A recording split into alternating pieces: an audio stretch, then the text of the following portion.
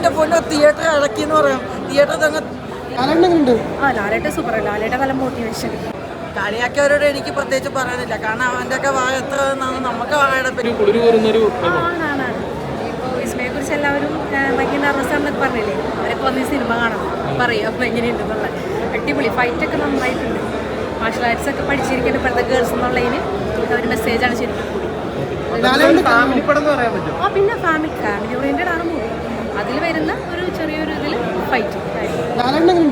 ലാലേട്ട സൂപ്പർ. ലാലേട്ട നല്ല മോട്ടിവേഷൻ.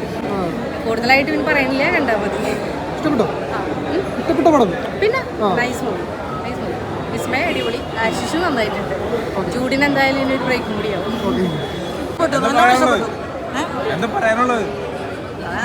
ഇത് വിസ്മയുടെ കരിയറിലെ ഗംഭീര തുടക്കം തന്നെ. പിന്നെ ആന്റണി പെരുമാസാന്റെ മോഹന്റെ വില്ലൻ വേഷം കലക്കി, ഒരു രക്ഷയില്ല. ക്യാമിയോ എൻ്റെ പൊന്നോ തിയേറ്റർ ഇളക്കിയെന്ന് പറയാം. തിയേറ്റർ തന്നെ ഇളക്കി മറിച്ചെന്ന് പറയാം. ആ എൻട്രി, അതുപോലെ ആ കഫേയിലെ ഫൈറ്റ് സീനൊക്കെ കിട്ടുമായിരുന്നു. ഉണ്ട് ഒരു ഫൈറ്റ് ഉണ്ട്. കളിയാക്കിയവരോട് എനിക്ക് പ്രത്യേകിച്ച് പറയാനില്ല. കാരണം അവൻ്റെ ഒക്കെ വായ എത്ര നമുക്ക് അടപ്പിയുണ്ട്. അമ്മരെന്താ വെച്ചാൽ പറയട്ടെ, നെവർ മൈൻഡ്. ബുദ്ധിയുള്ളവർ എന്തായാലും പോയി കാണാൻ എക്സ്പീരിയൻസ് ചെയ്യാം. അത്രേ ഉള്ളൂ.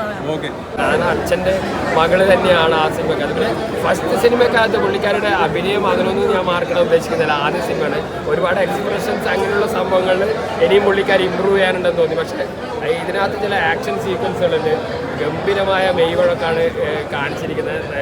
ഫാമിലി ആയിട്ട് കണ്ട് എന്നാൽ നിങ്ങൾക്ക് തീർച്ചയായും വർക്കാവും. നമുക്ക് സമകാലിക പ്രസക്തിയുള്ള ഒരു കഥ കൂടിയാണ്. അതായത് സ്ത്രീ സുരക്ഷ, അതായത് സമൂഹത്തിലെ ഡ്രഗ്സിൻ്റെ യൂസ്, ഇതിനൊക്കെയുള്ള എതിരെയുള്ള ഒരു സബ്ജക്റ്റ് കൂടിയാണ്. ഫാമിലി ആയിട്ട് തിയേറ്ററിൽ കണ്ടിരിക്കാവുന്ന വിസ്മയുടെ ഗംഭീരമായ തുടക്കം തന്നെയാണ് തുടക്കം എന്നുള്ളത്. ലാലേട്ടൻ്റെ ക്യാമിയോ തിയേറ്ററിൽ ഗംഭീരമായ ഇമ്പാക്റ്റ് ആണ്. അതായത് ലാലേട്ടനെ കൊണ്ടുവരാൻ വേണ്ടി കൊണ്ടുവന്ന ഒരു ക്യാമിയോ അല്ല. ആ സിനിമക്കകത്ത് അദ്ദേഹത്തിന് ഒരു റോളുണ്ട്. ആ റോൾ എന്താണെന്ന് ഞാൻ പറയുന്നില്ല. ആ റോളിൻ്റെ ഒരു ഇൻട്രൊഡക്ഷൻ പോലെ തന്നെയാണ് ലാലേട്ടനെ സിനിമക്കകത്ത് ഇൻട്രൊഡ്യൂസ് ചെയ്തിട്ടുള്ളത്. അല്ലാതെ വെറുതെ അല്ല മകളായതുകൊണ്ട് വന്ന് അഭിനയിച്ചതും അല്ല. ആ സിനിമക്കകത്തുള്ള റോള് അത് അദ്ദേഹത്തിൻ്റെ രണ്ട് സീനുകളേ ഉള്ളൂ. അത് രണ്ടും ഗംഭീരമായിട്ട് തിയേറ്ററിനകത്ത് ലാലേട്ടൻ്റെ ആരാധകർക്ക് ആഘോഷിക്കുന്ന രീതിയിൽ തന്നെ ജൂഡ് ആ സീനുകളും ഇതാക്കിയിട്ടുണ്ട്. എന്നാലും വിസ്മയുടെ തുടക്കം എന്തായാലും ഒരു ഗംഭീരമായ തുടക്കം തന്നെയാണ്. തുടക്കം കൊള്ളാം. ആശിഷ് നല്ലതാണ്, വിസ്മയ നല്ലതാണ്, ലാലേട്ടനുണ്ട്. ലാലേട്ടൻ നല്ല പെർഫോമൻസ് ആയിരുന്നു.